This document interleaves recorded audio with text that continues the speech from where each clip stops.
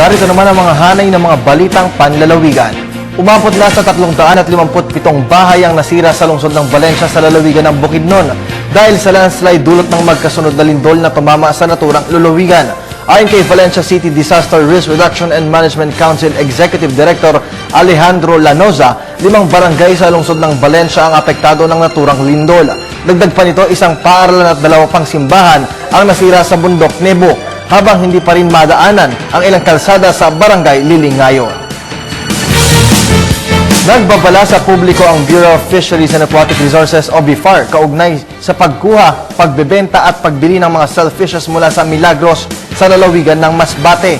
Ayon sa BIFAR, nagpositibo sa isang uri ng lason ang mga produktong ito. Base sa latest laboratory results ng BIFAR at ng lokal na pamahalaan ng Masbate, hindi ligtas kainin ng shellfishes at alamang mula sa naturang lugar. Samantala, nilinaw naman ng ahensya na ligtas kainin ng mga isda, hipon, pusit at alimango, ngunit kailangang hugasan ng mabuti at alisin ng lamang loob at hasang ng mga ito bago lutuin.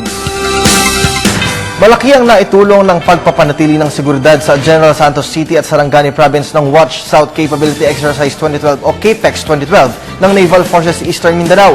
Ito ang inihayag ngayon ng Philippine Coast Guard kaugnay ng pagpapaigting sa pagbabantay sa karagatang sakop ng naturang mga lalawigan.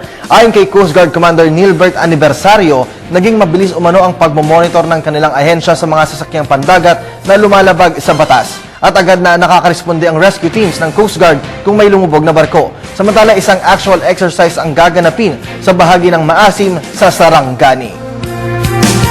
Isang plantasyon ng marijuana sa bayan ng Quezon ng lalawigan ng Isabela ang sinalakay na pinagsamang puwersa ng PNP Quezon, Isabela Police Provincial Office at Police Regional Office. Ayon kay Police Chief Superintendent Rodrigo, 300 puno ng marijuana ang sinimulang bunutin kahapon ng mga grupo sa naturang lugar. Bukod sa plantasyon, nadiskubirin ang 200 hanggang 500 buto ng marijuana. Samantala, sinuyod din ng grupo ang gilid ng bundok na pinaniniwala ang isang pampublikong lupain upang bunutin ang mga tanim na ipinagbabawal na gamot.